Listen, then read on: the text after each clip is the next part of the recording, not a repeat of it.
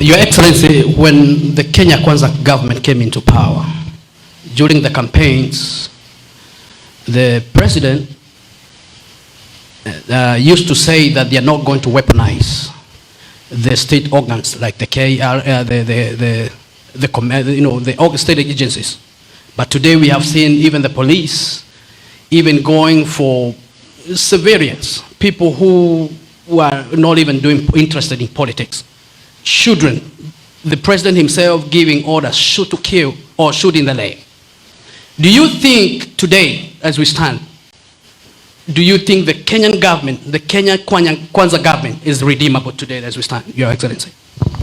I am very embarrassed as one of the leaders who are in the forefront in campaigning for William Ruto to be president of Kenya, because he persuaded me and persuaded the rest of Kenyans that under his leadership, the criminal justice system will never be used to manage politics, and it will never be weaponized against opponents.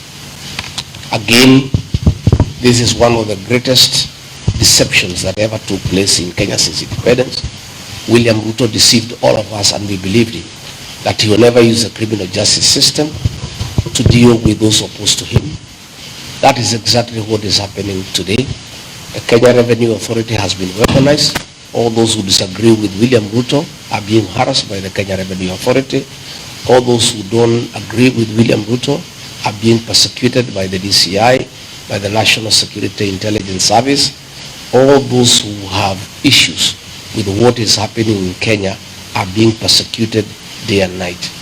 This is very sad, because I, like other Kenyans, were deceived by William Ruto that he will never use the criminal justice system to persecute people. But he is doing it with abundance, with brutal efficiency, and it is very sad. I want to say that this government cannot be redeemed. Where we have reached, there is nothing that can be done. William Ruto was a great mistake for the people of Kenya. It's a mistake all of us have to live with.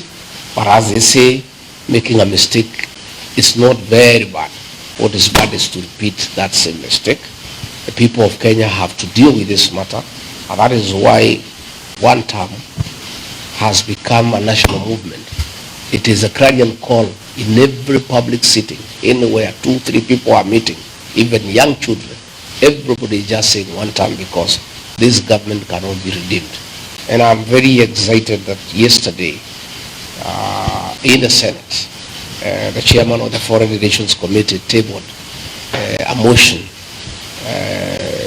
for the American legislative arm to review the status of Kenya as a non-NATO ally because of violation of human rights, because of abductions, extrajudicial killings, using police against civilians, and again working with terrorist organizations in Sudan, in Somalia. And I want to appeal to the people of Kenya living here and working here in the United States to take time to lobby their senators and their congressmen, so that they can know exactly what is happening in Kenya, so that when this particular motion comes up for discussion, there is support from the senators here in the United States, because Kenyans here are quite informed as to what is going on back home, and they can get evidence from home on the issues of extrajudicial killings. In fact, it is very sad that President William Ruto had the audacity to publicly issue orders for people to be shot. His Minister for Interior gave a shoot to kill order, which is happening every day.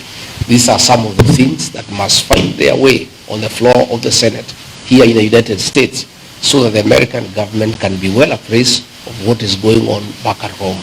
And we are hoping and we are appealing to the American government, and specifically President Donald Trump, that as he chooses an ambassador for Kenya, because the position is vacant, to consider to give us an ambassador to Kenya of the same caliber and thinking and orientation as Smith Hempstone, who came in to help the people of Kenya when they face similar circumstances of violation of human rights and the erosion of democracy.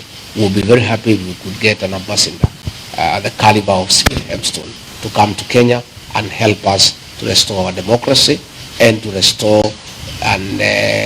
the respect of human rights in our country.